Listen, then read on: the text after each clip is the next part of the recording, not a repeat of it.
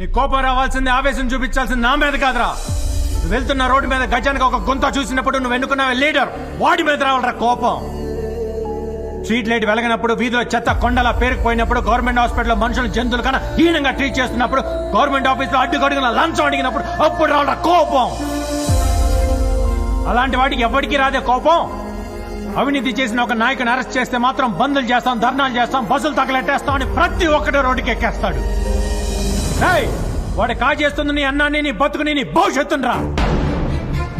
రేపు అనుకోకుండా నీకేమన్నా ప్రమాదం జరిగితే నీ కుటుంబానికి అందాల్సిన సాయాన్ని కూడా స్కామ్ చేసి ఆయిల్ కూడా కొట్టేస్తారా. కరెక్ట్ గా చెప్పారు సార్. ఇక్కడ కరప్షన్ వల్ల నాలాంటి కామన్ మ్యాన్ ఎన్ని కష్టాలు ఫేస్ చేస్తున్నాడు. ఈ దేశంలో కామన్ మ్యాన్ ఏం క్లీన్ కాదు brother. Is the most corrupted part of the system. Power లో ఉన్న పొలిటీషియన్ కన్నా ఓటేసే ఓటర్లోనే ఎక్కువ అవినీతి ఉంది.